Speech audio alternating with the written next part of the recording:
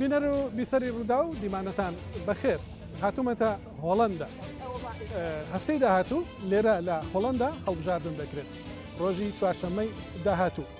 ئەو خەڵکەی کە لە دەوروبەری منن بەشێکیان گەشتیارن بەڵام بەشێکی گەورەتریشان خەڵکی هۆڵەندان بڕیار دەدەن هەفتەی داهاتوو کە کێ دەچێتە پەرلەمان کێش دەبێتە سەرۆک وەزیرانی ئەم وڵاتە ڕەنگە بپرسن ئەمە پەیوەندی بە دیاسپۆراوە چییە کاتێک کە بزانن دوو لە بربژێرانی بوون بە سەرۆک وەزیرانی هۆڵەندا یا کوردن یا پەیوەندیان هەیە لەگەڵ کوردستان کاتێک بزانن کۆمەڵێک بربژێری کوردیشن و کاتێک بزانن دیاسپۆرایەکی گەورەی کوردیش لە هۆڵەندا هەیە پێم وابێ پێتان سەرنجڕاکێش دەبێت کە سەیری ئەم بەرنامەیە دیاسپۆرا بکەن.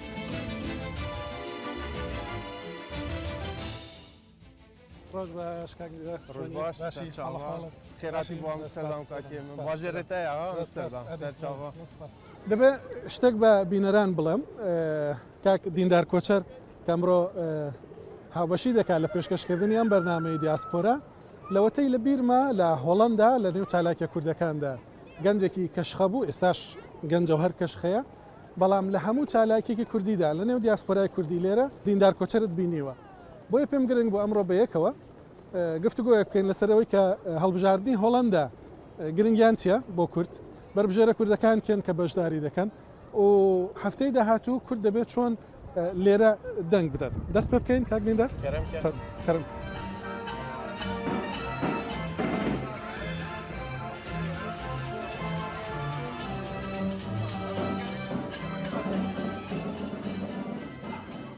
زۆر باشە کاک دیندار بەێ هەڵبژاردننی ئەم جارە بەێ بۆ کورد بۆچی گرنگە لە زۆر هەڵبژارنان بەشدار بووی لێرە بەێ بینی وتەن حیزبەکانت بینیوە بۆ کورد گرنگی چییە؟ وەکو هەمی جارە هەڵبژارتن گرنگیت خۆیت هەین لێرە کورد ڕەڤەندەکە مەزنا هەین مەژت بێت لێرێدا و مەدەنگی خۆ هەبێت کاندیدەت خوا بین ناو پەرلەمانیدا جێک و بڕیار و قانون لێت ئێنەدەینانێ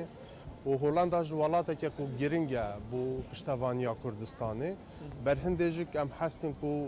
سیاست مەدارێت مەژ هەبن و علاقاتت مەژێکی گەلوان پارتیین سیاسین هۆڵندی باش هەبن بەشداری کورد لە نێو سیاسەتی هۆڵندیدا بەێ وەک پێویستە لە قەدەر ئەو هێزەیە کە دیاسپۆرای کوردی لێرە هەیەی ئەب شخصیت بێژم نە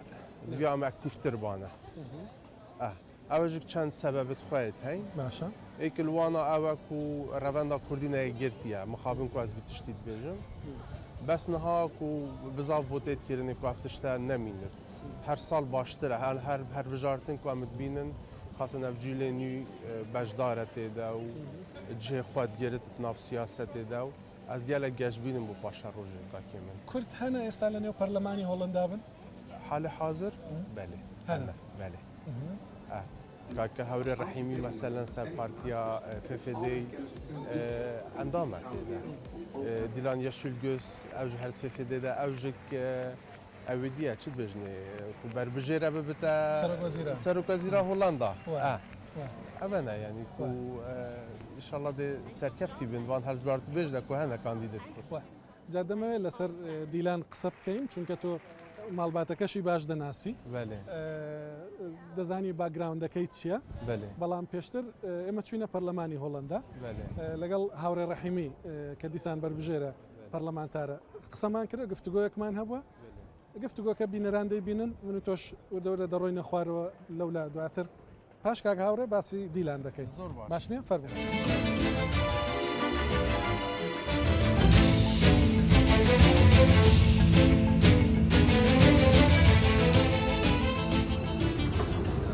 ڕۆژ باش کاک هاوڕێ ڕۆژ باش چاکی دیمانەت بەخێر زۆر سپاس زۆر سپاس یەکەمین جار کە یەکدیمان دیت بەڵێ لە شاری ڤێیس بوو لە نزیک ئەمستەردام کاندید بووی کوڕی نێو خەڵک لەسەر جادە لەگە خەڵکی قسەت دەکرد پێ دەکەنی سەلامت لەو دەکرد سەلامت لەو دەکرد نەگەشت بووی نێو پەرلەمان ئەو جارە لە نێو پەرلەمانی بەخێرن ئەوە دێناخۆ توێرە کامر و پارلەمان زۆر بەخێراتە ئێستاش بە یامەتی جەنابت و بە هەموو ڕێی کوردان و لێرە لە هولندێ و هولندیان و ئیکۆمپەنیان ئیدی ئێستاوە 2 ساڵە 660 ڕۆژ لێرەم ئەندامی پارلەمانی هولندن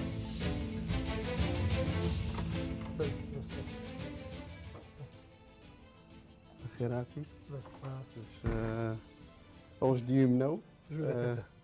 ئەوە سۆفی پام هاش های سۆفی شڵ مێرەکردی منە زۆر یاری دەدەێت یارمەتی من دەدات و لێرەژەوە هەموو ئەو شتانەی لێ ئەو حەکسانەی لێ و کامرا و ئەو ئی کۆمپانیانە لێرە زۆر کارە دەکەین ئەوە چی ئەو وێنەیە ئەوە حەکسی ئەوە هەنز ویخۆ هەنز ویخۆ یەکێک لە پارلەمانی فەیفدەی بوو فەیفدەی زۆر ناسراوی لە مێژە فەیفدەی کردە فۆکس پرتا ئەوە چیە؟ زانین چی ئەمە ئێستا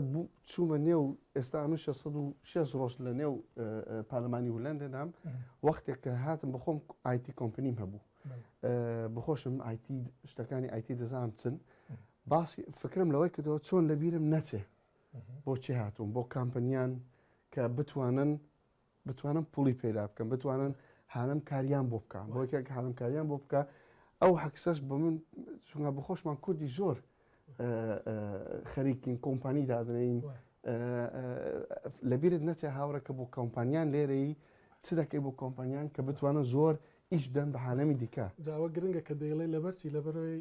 مەبەست لە کۆمپانی یەکێک کە ڕێستورانتێکی کووردە لێرە زۆر یەکێک سەرتاشخانەی هەیە زۆر سوپەرمارکێتێکی هەیە ئایتی کۆمپانی بخۆشم ئایتی کۆمپنیمە بۆ 15 نەفەکاریان بۆ دەکردن ئەوانە زۆر مهمە چەند ڕۆژ لەوە پێش لە ڕۆتەدام بووم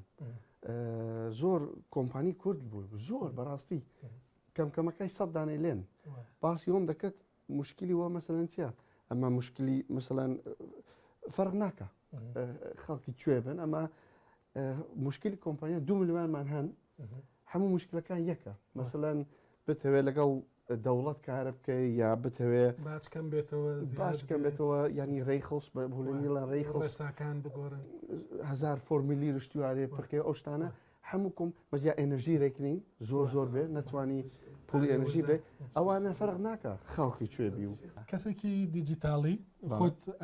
شارەزای ئایتی کۆمپانیا ئایتیت هەبووە لێرەش لە پرۆفایلەکەت لەبەر دەرگاش نووسراوە کە بۆ ئایتی یەکێک لە پرۆفایلەکانت ئایتی بەڵام وایت بۆ دەکتەیە دیجیتاڵ نیەوە چێ دەزانین بۆ بخۆم زۆر ئایتیم ئایتی کامپنی هەبووە ئەمە یەک شت قەت لەبیر نابێت لە بیرت چێ هەر کەم بە قەت لە بیرم ناچێت کە 11 ساڵ بووم هەڵاتم ئێرە و کوردم ئەوە یەک ئەمە ئێستا پارلمانی هولەندیم هیچ کەس لەوەی هیچ شتێک لەوەی ئاسانتر نییە ئێستا من 606 ڕۆژ لێرم هەموو ڕۆژە بەوەی چاکی دەکەم کە دەڵم سپینە 661 ڕۆژە 4 میلیۆن نەفەر لە هولەندێ نانەوێت زۆر دیجیتاڵ بن قەت ئەوە نابێت لە بنمان چێ هەرچە بخۆم دیجیتاڵم زۆر خۆش دەوێت و ئایتی خوێنمە و کۆمپنی ئایتیم هەبوو ئەوە یعنی هیچ کەس هەک ناکرێت هیچ وەخت هەک ناکرێتەوە زۆر حاسانە هەموو کەسیش حاڵی دەبێت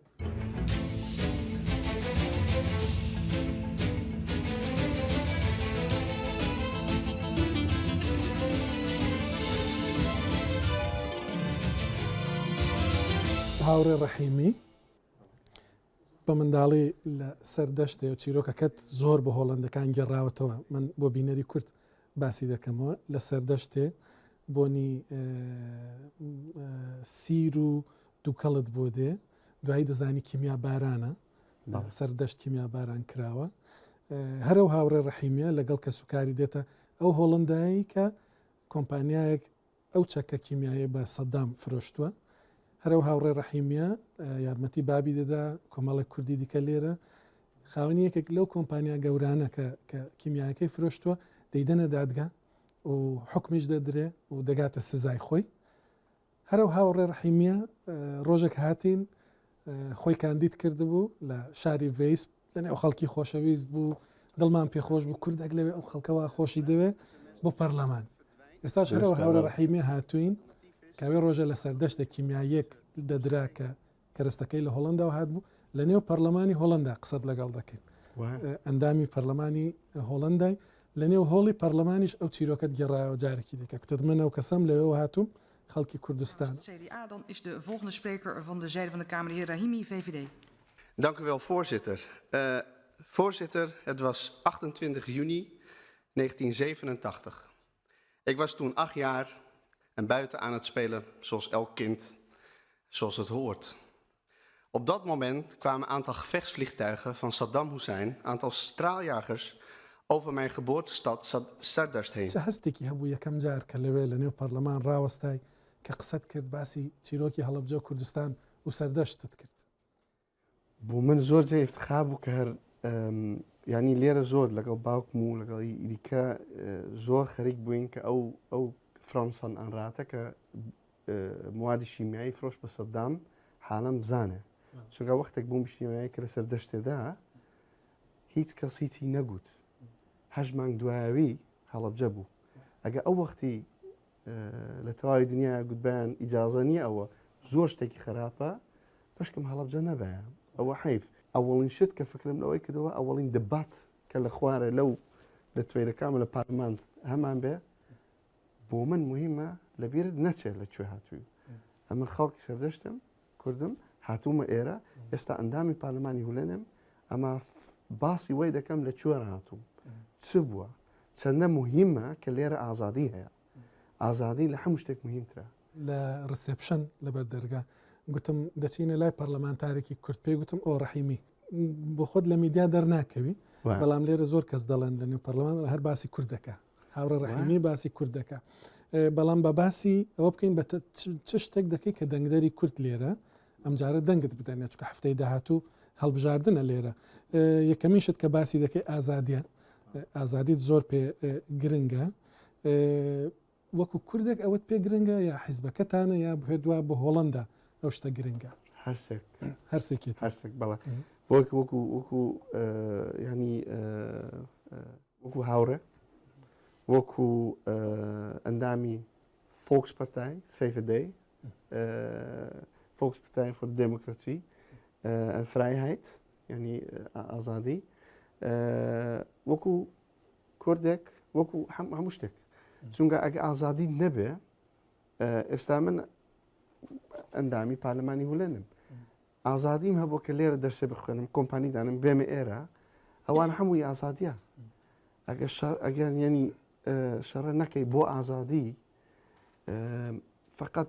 بازە حالەمێک دەتوانێت شتی بکە ئەمە لێرە لە هولێنەوە نییە. کاک هاوڕێ بزنسمان بووی هاتووی بۆ ئێرە ڕەنگە لە ڕووی داراییەوە ژیانت کە بزنسمان بووی باشتریش بوو بێ لەوەی کە ئێستا دەیکەی بەڵام پێت گرنگ بوو لێرەبی بۆ هەندێک کەیس و ژمارە تەلەفۆنی خۆت داناوە لێرە ینی وەکو دەڵێ بە ئینگلیزی دەڵێن ئەکسسە بەڵی بۆ هەموو کەس دەستی دەگاتە تو شتێکی دیکە کە پێت گرنگە ئیشی تێدا بکەی لێرە لە پەرلەمان کۆمپانیا گچکەکانن سەر تاشخانە و ڕێستورانت و سوپەرمارکت ئەو شتێک ئێستا کورد لێرە لە هۆڵندا زۆریان خەریکن هەیەن کۆمپانیا بچووکترین کۆمپانیا ئایتیان هەیە لەوەدا بۆچی گرنگە کوردی ئێرە دەنگت بدەنێ لەم مەسلەی کۆمپانی کورد بێ کۆمپانی ئەرمەنی بێ فەرق ناکە 2 ملیۆن کۆمپانیمان هەن لە هولندێ ئەمن بۆیە چوومە نێو پارلەمانی بۆ دووشت یەک دیجیتالیشن دوو کۆمپانیت هەبێ ئەم خۆم 15 نەفەر کاریان بۆ دەکردم ئایتی کۆمپانیم هەبوو 15 نەفەر پوڵی ماڵک ئەنی ڕێنتیان دەدا هیپۆتێک ئەوانە زۆر مهمە کۆمپانی ئیش ساخت دەکەن ینی دروست دەکەن ئەوە زۆر مهمە بۆ ئیشت هەبێ ئازادیت هەیە ئازادیت هەیە چ بۆ منداڵەکە دەکری ئازادی هەیە ماڵێکی دەکەی لەکوێ پێت خۆشە بژی بۆ من ئیش زۆر مهمە چێ ئیش ساز دەکا 2 ملیۆن کۆمپانی چکۆڵە تا گەورە لە هولەندە بۆ من هەموو شتێکە مەسەلا ئەمە پۆلیسمان هەیە خستەخانەمان هەیە ئەوانە هەموو بۆ زۆر بە پوڵی کۆمپانیەکان کە دەیدەن ئەو شتانەمان هەیە بۆیە کۆمپانی بۆمە هەموو شتێکە هاتمە ئێرە بۆی کە کوتم بۆ من زۆر مهمە کە ئەگەر دوای چاوم لێبوو زۆر کورد مەسەلەن کۆمپانیان هەیە لە ڕۆتەدام لە سخیدام لە وێش لە ئەمستردام زۆر ئەمیش باسم کرد زۆرە من مەسەلەن ساڵی ئەوە و 114 دانە جێچووم هەر جێچووم دوسێ کۆمپانیز لێبوون لە تەواوی هولەندە زۆر جاری چوومە کۆمپانی ئێستا مەسەلەن دوێنە لە دنیا وەرد لە ڕۆتەدام بووم کابرا كني كاك جلال كايقون لقى براكي هاتوا زور لمجا لأنه روسيا را كومبانيا كداناوا أو مشكلاتك أوي هي لروتردام وكومبانيا فرقناك خلق شوبي هردرس أو مشكلة كحمو كومبانيا كان هي زور حالا مثلا تلفون بولا كان أبويا كنت من فلاير من 10,000 فلاير مساس قدوا تم دزاينتي زور زاد الله مشكلة دنهاخ برلمانك أو يك ناتوين تلفونيام كإيميل مش تنباش أما فلاير يدادنم شو معناه صفر شاشة كشم دادنم هركزك تلفوني كت بخيري زۆر باشە کاک هاوڕێ پەرلەمانتاری هۆڵندای هاوڵاتی هۆڵندای تەمەنت زۆر کەم بۆ هاتووی ئێرە وەکو دەڵێ بە مێنتاڵیتیش زۆر هۆڵندی بوون تەسیری لێ کردووی بەڵام هەر کە هاتی نەژوورش بە منت دەگوت دەمگوت دەمەوێت لە بیرم نەچی لەکوێ هاتووم و زۆر باسی کوردستان دەکەی باسی کورد دەکەی لێرە بۆچی ئەوەندە پێت گرنگەکەوە هەر بمێنیت کوردستان چ پێویستێکت بە کوردستان ماوە ناوي من هاوريا هاوريا يعني رفيق يعني هذا النوي من ده هميشه هر قد يعني لبير ناته لتشورا هاتوي بومو زور مهمة بومو زور مهمة هر كسي ليريا كوردا هالاتوا كورديش نبه لجيكي دي كشبه لبير ناته ليرا حمشتكي دتواني بكي بويا من زور باسي ويدكم كزيف تخارا ليرا دتواني اوشتانا بكي ازادي هيك اوشتانا بكي زۆرم پێخۆش دەبێ ساڵهای دیکە ئەمن لێرە نەبم یەکی دیکە ببینم کە لێرە بێ کوردێکی دیکە بێ مەسەلەن مهم ئەوە نییە بڵێ مەسەلەن ئەمن شەڕە بووە گوناهم ئەوانە نییە لێرە ئەمە هەمیشە دەڵام ئەگە 1% 1% شانس بێ شتێکی بکەی دەتوانی بکەیت ئەمە 11 ساڵ بووم کە هەڵاتمە ئێرە ئینفۆماتیکا کۆمپیوتەر ساینس دەرسی ئینفۆماتیکە خوێندم لە فو فرای یونیڤرسیتەت کۆمپانیم دانا هەموو شتێک دەتوانی ئێستاش بوومە ئەندامی پارلەمان ئیشاڵڵا زۆر حاڵەمی دیکەش ئەو شتەی بەشکم ببینن پێیان خۆش بێ مهمە بچیە کۆمپانی دانی مهمە بچیە نێو پارلەمان یا پۆلیتیک یا سیاست ئەو شتانە بکەی بۆی کە لێرە دەژین ئێستا لەبێت نەچێ لە چۆراتووی ئەما لێرەش دەتوانین شتی بکەیت چونکە ئەم بەو کۆمپانیە کە دام نا زۆر توانیم پوڵی استفادە لێ بکەم پوڵی خرکەمەوە ڕێک خراوێکی دانم لە ساڵی 2004 بخۆم زۆر چوومەوە کوردستان زۆر ترێلەر ڕێکخراوی هاوڕەم دانا زۆر شتم برد ئەوانە هەموو بۆی کە شتت بۆ کێ برد وەڵا بۆ زۆر بۆ یەزیدیەکانم برد ئەمە چاوم لەکەت هەر کەسێکی ئاوارە بوو بخۆشمە ئاوارە بووین دەزانم چۆن بوو هەر کەسێکی ئەوەی لازم بوو جل زۆر لوشتی تازەژم نرد بخۆشم لینکەکەت بۆ دەنێرم بۆ جناب دوایە مهم ئەوە بوو کە ئەو وەختێک ئەو شتە بوو بخۆم دەمزانی چۆن بوو لە قەلبمدا یعنی دڵمدا کتم دەبێ ئەمە شتێکی بکەم زۆر شتم خڕکردەوە پوڵم خڕکردەوە ئەمە ئێستاش هەر تقریبا 50 دانە ترێلەر ئێستاش هەر دەستنە کوردستان ئەو زۆر مهمە چونکە یعنی بۆمە زۆر مهمە کە لەبیر نەچێت لە چۆرە هاتووی ئەگە لەوێ شتێک بوو چ دەکەێت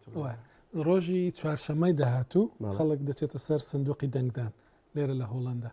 دەتەوێت چ بە کوردی هۆڵندا بڵێ چ بکەن بۆ من ئەو کارێکی ئێستا دەکەم زۆر مهمە زۆرشم پێ خۆشە بە دڵیش دەکەم دەمەوێت ئەندامی بدەم لێرە لە هولندێ ئەم شمارە 44م ئەگە بۆ من زۆر گرنگەکە بێمەوە ئەمە فقط دەتوانم ئەگە 20,000 نەفەر ڕێ بدەن بە 44 ئیفەیفدەی لایستی یەک ئەوختی دێمەوە بۆ من ئەوە زۆر مهمە زۆر سپاس دەکەم ئەگە نەش بوو فەرق ناکە هەمیشە هەر لە خدمەتتاندا ینی ئەوە مهم نیە ئەمە ئەگە پێیان خۆش بێ کە ئەمن ئەندام دەم لەگەڵ ئەو شتانێک کە دەکەم بۆ کامپنی بۆ دیجیتال دەوڵەتی دیجیتال ئەو شتانە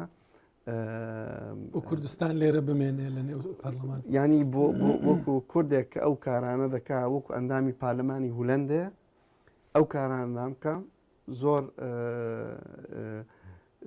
زۆر مەمنونیان دەکەم ئەگە شمارە 44 ئیفەیفدەی زۆر بەکی لێ بدەن بەڵ زۆر بێکی لێ بدەن باشە زۆر سپاس.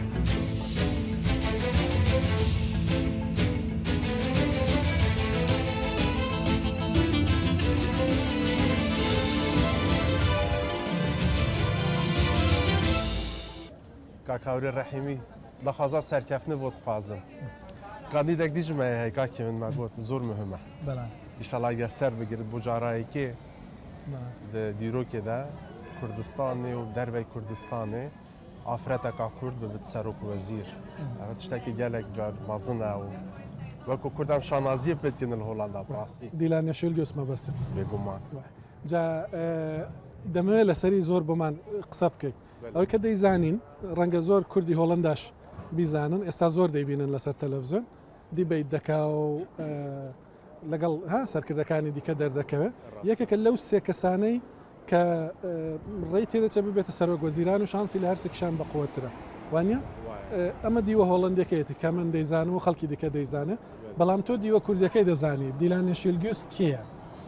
دیلان کچەکە کووردە بابێ کووردە خەلکی دەرسمەیە دایکاوێژک فاتماخان gelek yarmetiya Kurda û rêxrawên Kurdiya dayî berîn û kep hukmê ku müdîra minazima Fombiye ku harîkariya rêxrawên penabera kir li bajêrê Utrechtê. Dîlan Xan jî ya navê wê hemamanî diyar e ku Kurd e û heta Twitterekê de dibêjit babê min ez bi navê straneka şivan perweriyê bi nav kirim ku navê kiriye Dîlan. Ev ji hemî ku tiştin ku dilê me xweş dikir ku em dibînin kiçaka Kurd vî postî de bit û guman serhindê nîne ku Dîlan ne Kurd e. Kurd e û harîkariya Kurda jî kirî û di berî niha di meqalê xwe de ku nivêsin û belavet kirim ku behsê wê zulmê dikir ku awal Kurda tê dikirine xaseten li Bakurê Kurdistanê. باسی کردو یعنی باسی ناسنامەی کوردی خۆی دەکات باسی ئەوش دەکات کە زوڵم لە کورد کراوە لە باکوور. بحث ناسنامه بوده نشیم بجم کو بلگه که او تشتکری و بس بحث کرد بونا خواهد کرد. لە دیدارێکیدا دەڵێ باوکم ئێمە بۆیە هاتینە هۆڵندا چونکە باوکم خەباتی دەکرد بۆ کورد یەکێک لە دیدارەکانیەتی. بۆ کوردی هۆڵندا بۆچی باشە؟ مثلەن چی دەگۆڕدرێگە دیلان سەرۆک وەزیران بێ بۆ دەرەوە سیمبۆلیکە خۆشە بۆ کوردی هۆڵندا چیە؟ Ez bar nakim ku ew tiştekî xas bû Kurda bikir bû Kurdî Hollanda kim rastî yanî ku meydana ya siyasetê Hollandaya û ew babetê min girê dayî welatê Hollanda ve ez bara pitir terkîzê li ser kir bes me bivêt me nevet yanî xwîna me xwîna Kurda boy ku dit kelit em dibêjin kiçek Kurd e em wekî min gote şanaziyê pê dikin û ji xenî wê jî ki rastî الولاتی هولندا نوکه خاصتا رواندا ترکیه هم بیشن دجاتیا کام مازن دجیوید که دجی دیلان خان بس لبرای کرده جبر کو کرده و بوان آخفت نتوی و هلوستن وین سیاسی بری نوکه یعنی کو افتشتاج بو من نخواشه یعنی کو بوچی کرد اکثر کفتی بکل جهه کی او دجاتی بود راست اما که لپارلمان بوین پارلمانی هولندا دەزانی پێیتەر ئۆمسیخت ڕکابەرەکەیەتی زاوای کوردانە کە زانی ئێمە لەوێن هات وەلامان چونکە هەفەیڤینمان هەبوو لەگەڵ وهاب حەسۆ کە بربژێری حیزبەکەی ئەوە ئێستا کەمێکی دیکە پیشانی دەدەین پێتەر ئۆمسیخت زۆر بە ویژدانەوە باسی دیلانی کرد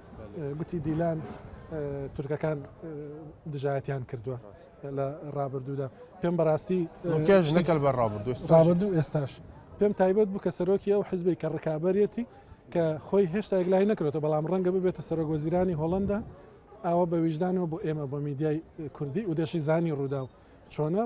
و چییە ئاوە باسی کرد دوایی لەگەڵ وەهاب قسەمان کرد وەکو بربژێر وهاب حەسۆ دەیناسی دەزانم دۆستی تۆشە پێم خۆشە بینەران گوێیان لە گفتوگۆکەمان بێ لەگەڵ وهاب حەسۆ.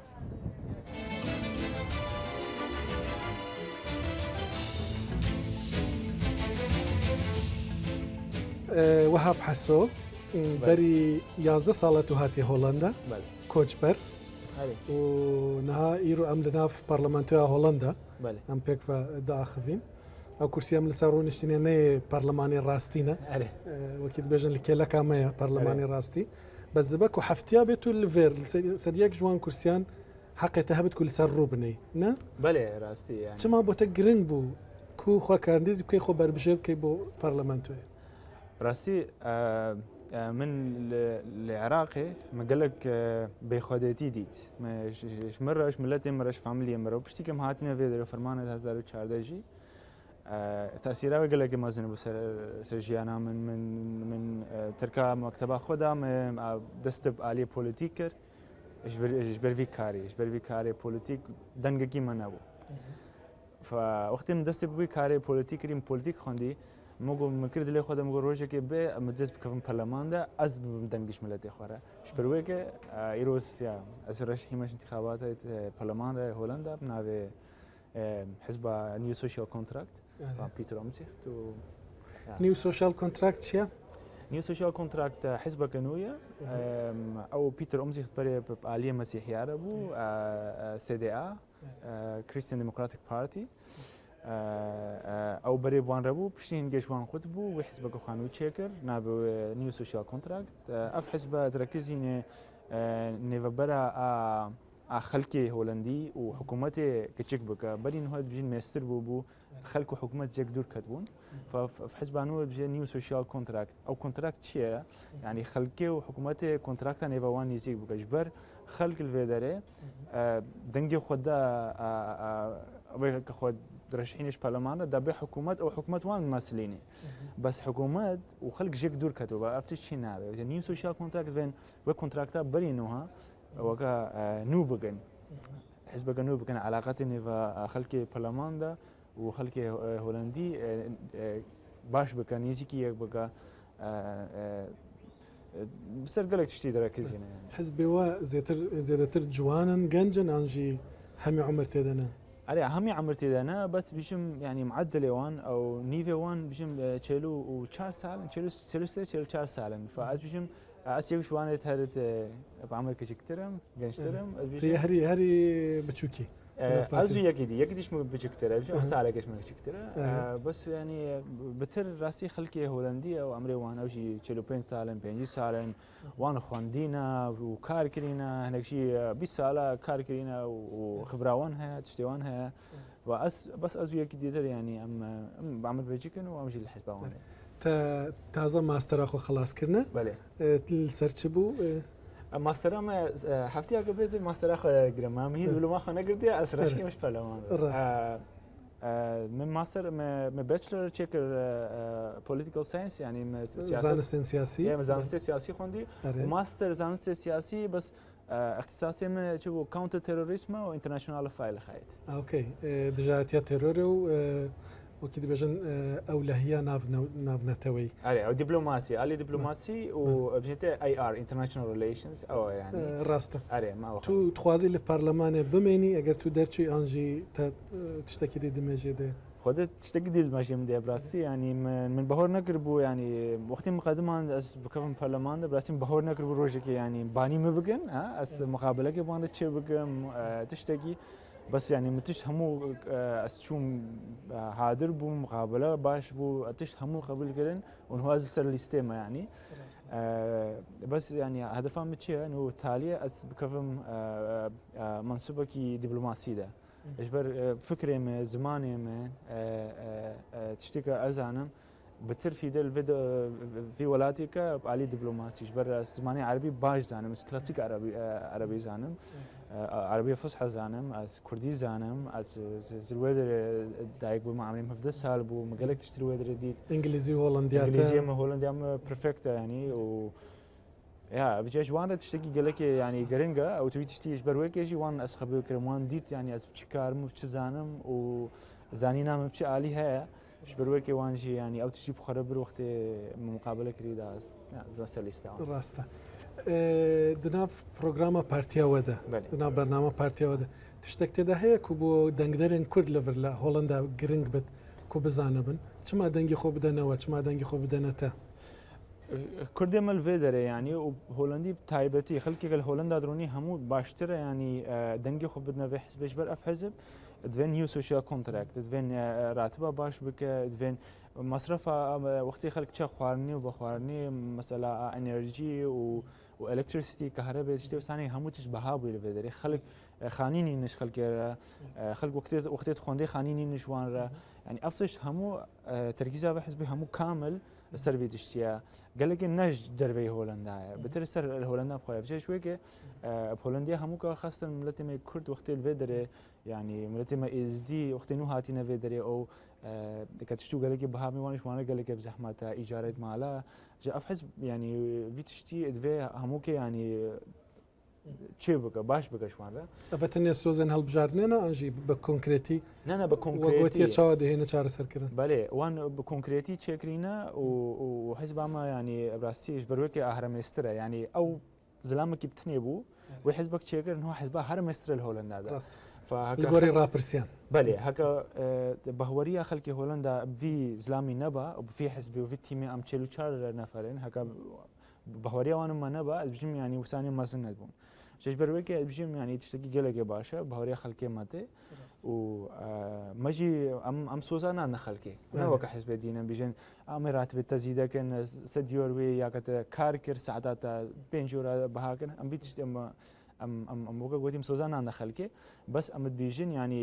افامن ام بيتشتي كارن وام تشتي واقعي وكا رياليستيك ام بيجنيت بيجن ام بيتشتي كارن ام بيتشتي فين تغيير بكن ايش بروك تشتي ما كونكريته قالك علي هينا ما دوين تشي بكن نوكا دزانن يعني كرد قالك كرد زانن كنتو كانديدي بتاع بتيجي وكيد بيجن نوتشا بلاف بوك و هرشلت هاتيا كرن ناف برلمانتو اذا تو ميفان بو الجماجي للدياسبورا سورة مسألة كارفدانا وانتشيا او تشد بيجن بشتواني كان مثلا تليفونات كان دبيجن بشتواني كان خدای بجمع دقیقه هیمان بدو هفتیا هیچ وقت بتر زبدن کاتم کردن ما کس ناس نکرم جی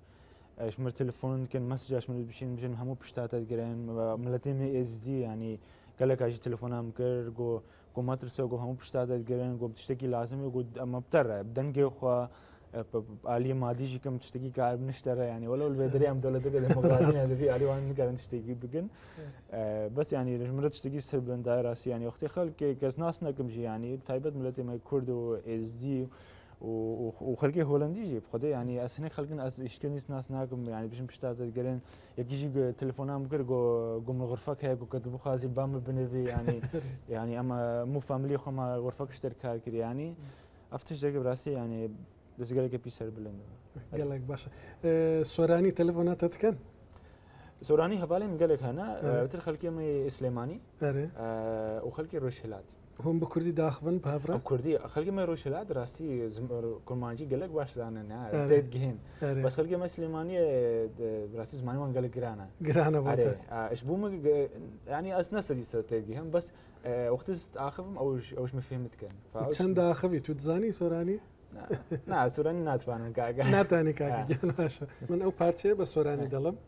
روجي 22 مانك كرد ليرة لهولندا دسنا سر صندوقي دنگدان دنگي خوانده دنا وهاب حسوي كرد كليست لليستي نيو سوشيال كونتراكت لهولندا زور سباس تكمل قالك سباس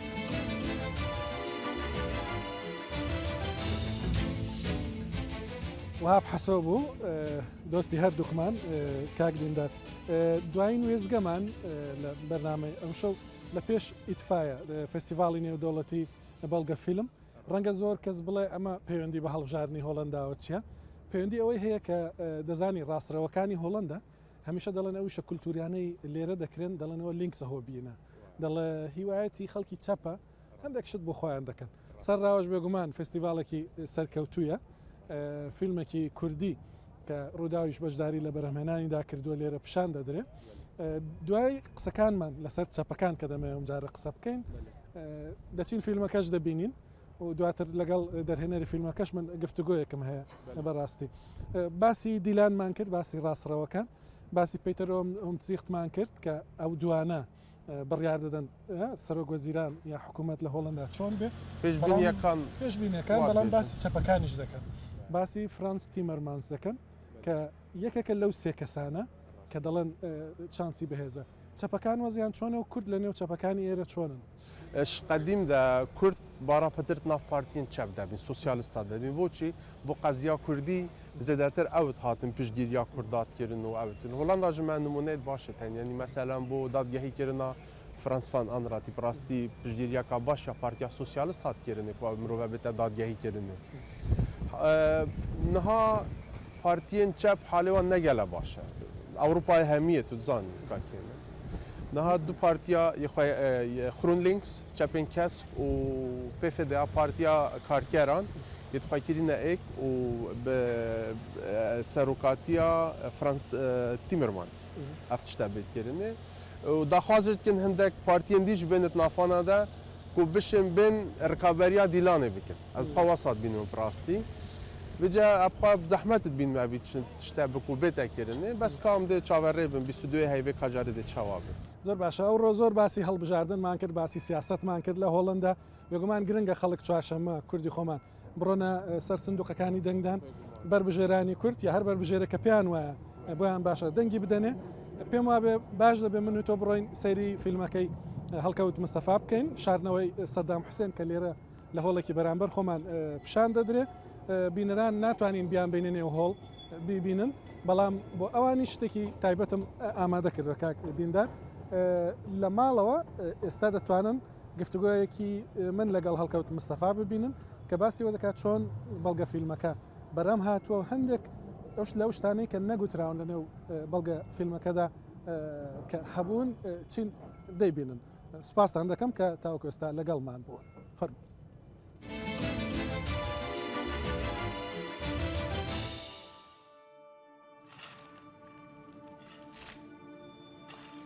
إخفاء رجل مو بالشيء الهين. Saddam Hussein and his sons must leave Iraq within 48 hours. يوم من الصبح إذا واحد يقعدني تحت الباب السيد رئيس أمامي الأمريكان قريبين أكو مكان ذاك الوقت ما كنت أفكر أنه 150,000 جندي يبحثون عنه.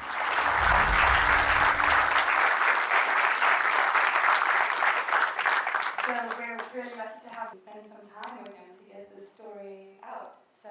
I'm curious, what was it? So Norway needs coming to Norway. I think him bringing to Norway. هەڵکەوت مستەفا دەرهێنەری فیلمی شاردنەوەی سەدام حوسێن کورد فیلم لەسەر سەدام حوسێن دروست دەکات بەڵام فیلمێک دروست دەکات کە ناخۆشترین ڕۆژەکانی ژیانی سەدام حوسێنە بەڵام ویژدانی هەیە بەرامبەری بە باڵانس دروستی دەکات و ناکا کە هەستی ڕابردووی کاریگەری هەبێت لەسەر بەرهێمەانی فیلمەکە دەزانم ئەمە لە ڕووی دەرونیەوە گوشارێکی زۆر گەورەی ڕەنگە لەسەر دروست کردبی بۆ زۆر قورس بۆ بێ دەمەوێت باسیەوەم بۆ بکەی فیلمی شاردنەوەی سەدام من زۆر بەلامەوە گرنگ بوو کە ڕاستی چیرۆکی چاڵەکە بدۆزرێتەوە چی لە پشتی چیرۆکی چاڵەکەەوە هەیە و من 2 ساڵ گەڕام بە دوای ئالانامەکە ڕۆژنامەی واشنگتن پۆست بۆ یەکەمین جار لە ساڵی 2012 ناوی ئالانامەقی هێنا و ئەو ناوهێنانەی علا بۆ من بوو بە دەرفەتێک کە من بتوانم زیاتر بە دوای علایە بگەڕێم و ناوێکم پێبێ کە بزانم ئەوە علایە و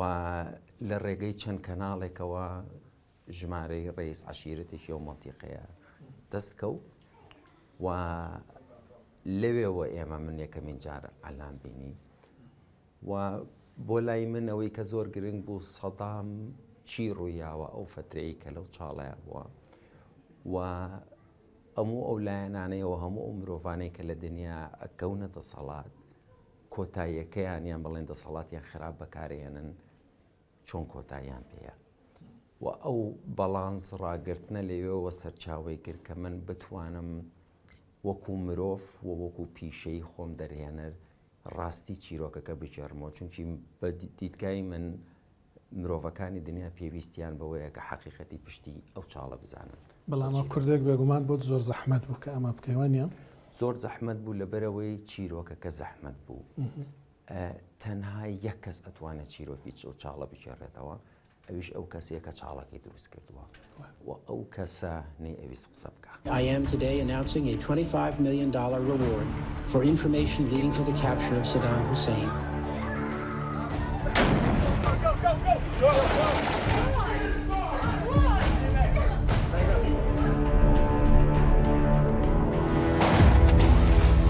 الجيش الأمريكي بدأ يبحث عن الرئيس العراقي بجنون ومن يشك أقرب الأقرباء. گەورەترین چالنج ئاڵنگاری کە هەت بوو چی بوو لە دروستکردنەوە فیلمەدا؟ گەورەترین ئاڵنگاری ئەوە بوو کە داعش و منتیقەی داگیر کرد لە 2014 و پرۆژەکە بە شێوەیەک لە شێوەکان وەستێنرا و چاڵنجێکی کە زۆر بەلامەوە گرنگ بوو کە لایەنی مادی لەو پرۆژێ دوور بخرێتەوە کە ئێمە بتوانین هۆکاری دروستکردنی و فیلمە بکەین بە هۆکارێکی ڕۆحی و هۆکارێکی کەشفکردنی ڕاستیەکان و شانس بین بە پیاوێکی عێراقی چونکە ئەوە مەرجی گرنگی من بوو وەکو دەرهێنەر کە ئەو پیاوە شانسی ئەوەی بدرێتێ وەکو ئەوەی کە خۆی ئێوە فیلمەکە دروست بکرێت نەک بە دیدگا ئەوروپی ئەمریکیەکە کە ئێمە کاریگەریەکمان لەسەر شێوازی جێڕانەوەی چیرۆکەکە بێ شانسیەوەی بەنێ پیاوێکی عەکال بەسەری عەرەب دابنیشە چیرۆکی شاردنەوەی سەدام شێرێتەوە. پیاوێکی زۆر سادە دەردەکەوێت لە نێو فیلمەکەدا بەڵام لە پەنای گێڕانەوەکانیدا پیاوێکی زۆر زیرەک و زۆر وریا دەبینی. کەساتی چۆن بوو حەلا؟ ئەوە زۆر سەرنجی منی ڕاکێشا و هەستەکەمەوە نهێنی ئەو مرۆڤانن کە پەیوەندیکی ڕۆحی زیاتریان لەگەڵ سروشت هەیە کە نزیکن لە سروشتەوە زیاتر زیرەکترنەوەی کە مرۆڤ تەوەقوعی هەیە وەکو مخۆم زۆر شت لە چیرۆکەوە فێربم زۆر شت لە عەلاوە فێربووم و زۆر شت لە دیدگابینینی بابلینگ مرۆڤی گوندیەوە فێربووم و چونکی عەلا باگراوەندێکی ڕاوچی هەیە ئەو باگراوەندەی هەستەکەم زیاتر لە شاردنەوەی کەساوە ئەوەش مەرجی سەدام بووە کە یەکەم ڕۆژ پرسیاری لێکردوون کام لە براکانتان ڕاوچیە و تویانە عەلا و توێتی بڕۆن بۆم بهێنن. چۆن دڵنیا بوویەوە لەوەی کە ئەوەی عەلا دەیڵێ ڕاستە؟ پرسیارێکی زۆر سەرنجڕاکێشە. ئێمە کەلێندەرێکمان دروست کرد بوو لە 22/4/2003 هەتاوەکو 13 دیسەمبەر بە دیوارێکەوە هەڵمان واسی بوو. هەموو ئەو 235 ڕۆژە چی ڕوویاوە لە ئیعلامی عێراق، لە ئیعلامی ئەمریکا، لە دنیای دەرەوە و لە دنیای ناومەزراعەکە.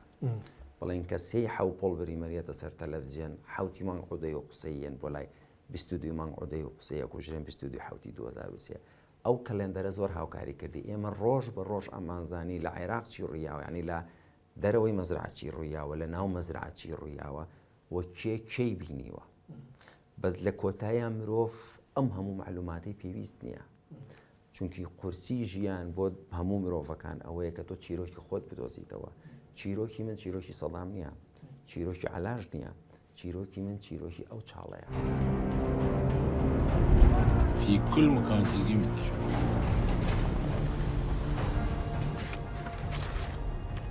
فأيضا اقترحت عليه نسوي سوفد ملجأ للحالات الطارئة يعني. یەکێکی عەرەبی سونە کە هێشتاش بە سەدام دەڵێ سەرۆک سەدام حوسێن هێشتاش دەبینی لە ناخەوە خۆشی دەوێت زۆر پێی سەرسامە خۆی بێبەری دەکات لەوەی کە بزانێ دیکتاتۆر بووە بەڵام دێ تەنیا بۆ دەرهێنەرێکی کورد بۆ هەڵکەوت مستەفا قسە دەکات. ئەمە چۆن بوو، چۆن ڕازی بوو؟ من هەستەکەم دوو هۆکاری هەبوو لەو چێلایەنی چەند عەلا بۆ خۆی بتوانێت وەڵامی باتەوە، بەس ئەوەی کە من هەستم پێکرد من یەکەمین جار عەلام بینی موعیدەکە لەگەڵ کوڕی مامەکەی بوو لە ڕاستگۆیە، بەس دوای 5 دقیقە قسەکردن وتی من عەلام هەستم کرد ئەویش ترسێکی هەبوو لەو دیداری من و ئەو و 2 ساڵ خەریکی ڕێکخستنی ئەو دیدارە بووین کە من و ئەو پێکەوە دابنیشین و عەلا هیچ قسەی نەکرد یەکەمین جار و دووهەم جاریش کە یەکتریمان بینی لە وڵاتێکی کە 4 ڕۆژ پێکەوە بین 3 ڕۆژی شەڕمان کرد. شەڕتان کرد؟ بەڵێ. لەسەر چی؟ مناقەشەیەکی زۆر قوڵ هەبوو لەوەی کە چیرۆکی سەدام چۆن بگێڕێتەوە چونکی لە لای من لەو دیدگا سکەندە نافیەوە شتێک نییە لە بینی باش و خراپ و مرۆڤ تااقەتیەوەی نی جۆ لە وەسفکردنی سەرکردەکان بکرێت بەڕاستی ئەوانە لای من نانی پێویست بە جێڕانەوە ناکە من ئەمویست عەلاتێ بگەێنم زۆر گرنگە مرۆڤەکان پێویستیان بەوێت چیرۆکە حەقیقیەکەی چاڵەکە بدۆزنەوە وەک لەوەی ئێمە دابنیشین وەسفی بکەین یان باسی بکەین چونکی ئەم فیلمە وەسفی باش و خراپەی سەدام نییە باسی گێڕانەوەی ڕاستیەکانە وعلا پێویستی بە متمانەیەکە بوو وەک چۆنی وێنەی سەدام چۆن پیشانە درێ و من پێم وتم تۆ ئەبێ یەک شت بکەی دوونا وتی چی وتمیا هیچ مەژێڕەرەوە یان کە ئەیژێڕێتەوە بەرپرسی بەرامبەر دنیا کە ئەبێ هەمووی بژێڕێتەوە بە ڕاستگۆیی و هەستەکەم لەو چێ تەحەمولی منیش کاریگەری هەبوو بێ لەسەرەوەی عەلا چونکی من تقریباً بە گشتی 12 ساڵ 10 ساڵی ڕێ خەریکی ئیشەکە بووم 2 ساڵیش خەریکی تۆچینەوەی عەلا بووم 14 ساڵ بۆ دروستکردنی بەڵگە فیلمێک شوێکی درێژی دەوانە کاتە ئەوەی کە ئێستا بەرهەم هاتووە بەرهەمی بیرکردنەوەی تۆ و عەلایە کە لە دۆکۆمنتەریەکە چۆن دروست بکرێت دەتوانین وا بڵێن؟ دەتوانین وا بڵێن بەڵام ئەوەی کە لە لای من گرنگ بوو یەکشت بوو ئێمە زۆربەی ئەو پرۆژانەی بینی ومانە لە دنیا لەسەر جەنگی عێراق سەدام ئەوە کێشەیە بڵێن داگیرکردنی عێراق لە 2003 بڵێن ڕزگارکردنی عێراق چونکی ئەوەش قسەی لەسەرە چیرۆکەکان لەو دیوە ئەوروپی ئەمریکیەوە گێڕانەتی لەو دیتکایە باشێمە بۆ شەنزنین بە پیاوێکی عێراقی و پیاوێک کە ئەو چاڵی دروستکە بزانین ئەو چی ئەڵێ چونکی ئەگەر دیوە ئینسانیەکی سیاسیەکەشی واز لێبێنی کەسی کە نازانێت چی ڕوویاوە بەس پرسیارە ڕەخنەیەکانەوەی کە بۆ سەدامت لە لای خۆت هێشتەوە بۆ سەدامت نەفرۆش 25 میلیۆن دلار وەربگریت و بڕۆی ئەوانە ینی سەدام پرسیاری لەو شێوەی ڕەخنەیە کە منۆک و دەرێنەر لێم کردووە و کێ سەدامی بینیوە کێ چی زانیوە و کێ چی ویستووە باشە و ئەو کاتە شانس بێ بە عەلا بتوانێت چیرۆکی خۆی بگێڕێتەوە بۆ ئەوەی مرۆڤەکان شایانی ئەوەی کە شایانی ئەوەن کە بزانن چی لە چاڵەکە ڕوویاتی ڕۆڵی ڕوودا و چی بووە لەم فیلمەدا؟ ڕوودا و بەشێکی سەرەکین لە بەرهەمێنانی ئەم فیلمە و ئەم فیلمە